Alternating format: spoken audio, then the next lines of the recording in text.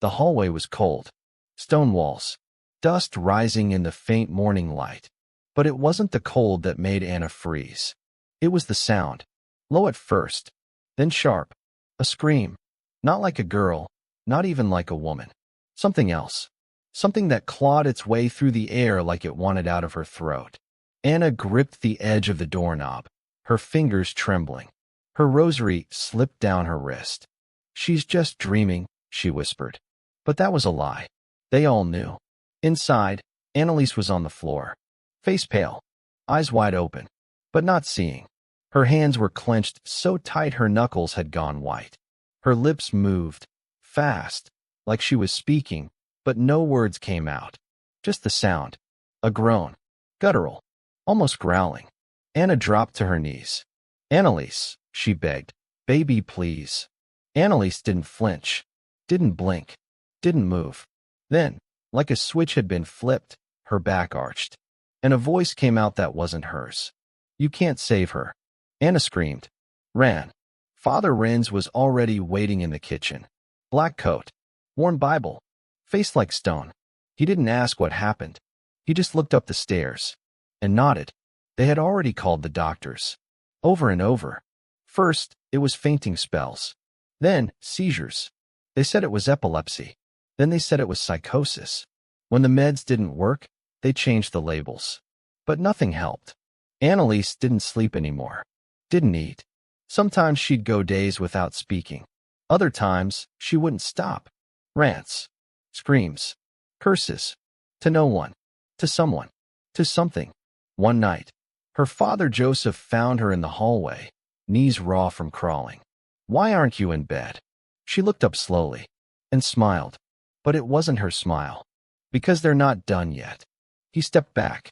She stood without using her hands. Just rose, staring at him. His daughter. But not. The priest came 3 times that week. No holy water. No rites. Just observation.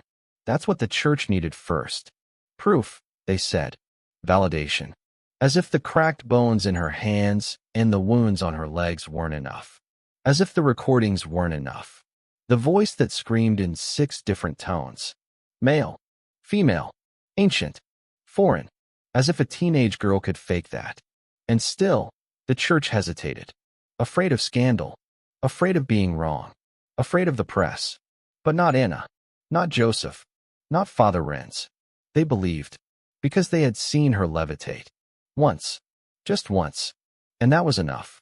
In the small Bavarian town of Klingenberg, people whispered. She was always sensitive. She prayed too much. She was too religious, too obsessed. But others, they said it straight. She's possessed. And now, Anna couldn't sleep. Because every time she closed her eyes, she heard them. Laughing. Mocking. Telling her that Anneliese was already gone. Anneliese sat at the kitchen table, motionless. Her mother placed a bowl of broth in front of her. It steamed gently. The scent of rosemary and onion hung in the air. But Anneliese didn't look down. She stared ahead. Eyes sunken. Face hollow. Like her body was just there. Not living. Not dead. Just stuck. Anna gently pushed the spoon into her hand. "Please eat. Main shots." Anneliese blinked. Slowly. Then, with sudden force, slapped the bowl off the table. It shattered. Hot broth splattered across the wall. Joseph rushed in. "Enough." She turned to him, smiling. Her voice deepened. "You're next." The priest finally returned with authorization. They granted it. Exorcismus obsessio. Not rare, but almost never approved. Only a handful sanctioned per century. But this case, this girl, the tapes were enough. The bruises, the dislocations, the strength she shouldn't have. It all stacked up. And now, it was official. The first session began with a whisper. Anneliese sat on the floor, rocking. Father Renz recited Latin prayers, his voice trembling. Exorcizo te, immundissime spiritus. Anneliese didn't flinch, until he touched her forehead.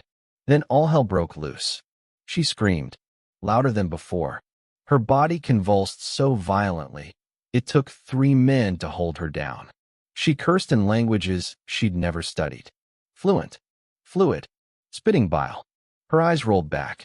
And when she spoke again, it wasn't just one voice. It was many. Hitler, Nero, Cain, Judas, Lucifer. Each claimed to be inside her. Each spoke through her, mocked the prayers, laughed at the holy water, said she belonged to them. Anna sobbed in the corner. Joseph held a crucifix like a weapon. It was only day 1. The weeks bled together. 67 sessions in total. Over 10 months. Anneliese refused food. Said it was the only way to cleanse her soul. She dropped to 68 pounds. Could barely stand. But she kept going. Sometimes willingly. Sometimes not. I want to suffer for others, she whispered once. I want to die for their sins. The priests warned it was dangerous. But she insisted. She wanted to be a martyr. A vessel. She believed this was her purpose. And Anna believed her. Not the doctors. Not the psychologists who said she had epilepsy. Or schizophrenia. Or dissociative identity disorder. They didn't see the levitation. The claw marks. The knowledge. The voices. They only saw a sick girl. But Anna saw her daughter fighting something invisible. And losing. One morning, Father Alt found her alone on the floor, whispering to herself. He leaned closer. Anneliese. She didn't look up. Why won't they let me go? Who? She smiled. Everyone. Then she screamed. Loud. Sharp. And collapsed. She hadn't spoken in 2 days. Just stared. One eye twitching every few minutes, like a pulse under the skin. Her hands lay in her lap. Fingers twisted from seizures and self-inflicted wounds. Bandaged and bruised. Anna brought a damp cloth to wipe her face. But as she leaned in, Anneliese whispered something. They're inside my blood. It was no longer about demons. It was about time. She couldn't stand on her own. Her bones had thinned. Her lips were cracked, bleeding. But still she refused food. Still she clutched the cross with what little strength she had left. A new doctor had been assigned. Not by the church. By the courts. He wasn't there to exorcise. He was there to observe. Dr. Richard Roth. Neurologist. Skeptic. Clinical to the core. He watched her seizures. Listened to the voices. Took notes. But he didn't believe in spirits. He believed in science. And he saw something no one else had dared to say out loud. This isn't possession, he told the parents. This is temporal lobe epilepsy. Joseph blinked. Anna shook her head. She levitates. She's religious, Dr. Roth said flatly. That doesn't make her possessed. She speaks dead languages. Some patients mimic phonetic patterns during dissociative episodes. She doesn't eat. She scratches the walls. She's deeply ill, he interrupted. Medically, psychologically, he listed the symptoms. Auditory hallucinations, hyperreligiosity, compulsive behaviors, personality splitting under extreme belief. It wasn't the devil, he insisted. It was the brain. But the priests disagreed. So did Anneliese. She had felt them. Inside her. Mocking her thoughts. Puppeteering her body. This wasn't medical. This was a war. And the body was just the battlefield. Dr. Roth left after 3 visits. He said it was delusion fueled by dogma. That the family needed psychiatric care, not sacred rites. That the church was enabling something dangerous. But no one listened. Not then. Because Anneliese begged them not to stop. I don't want to leave this earth in sin, she whispered. I'm still fighting. So they kept going. Even as her legs gave out.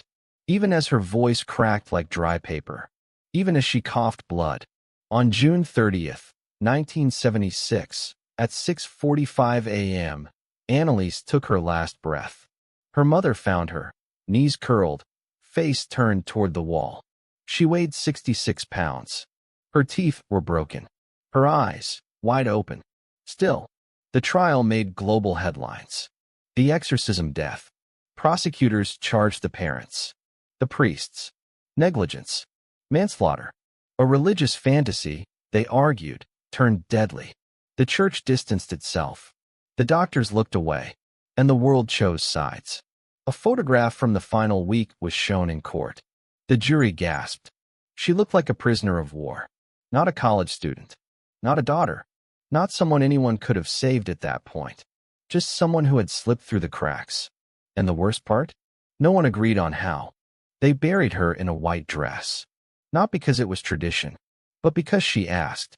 Like the saints, she had said once. Pure, new, washed clean. The town showed up in silence. No whispers now, just the crunch of gravel underfoot and the distant toll of a bell. The priest said she had passed into glory. The doctor said she had passed into shock. The court said she had passed because of neglect. But none of them could agree on who she really was.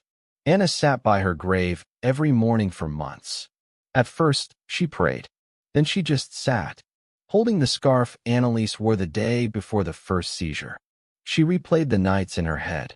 The voices, the pleading, the strength, the horror. She questioned everything. Had they saved her soul or starved her body? The courts were firm.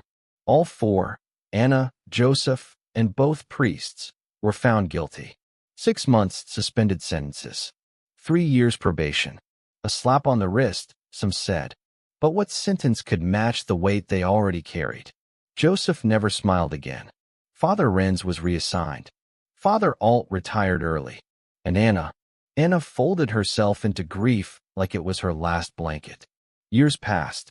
The grave became a pilgrimage site.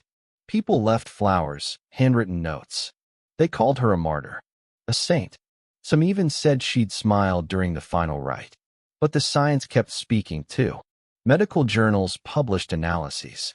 Temporal lobe epilepsy, dissociative psychosis, religious delusion reinforced by culture.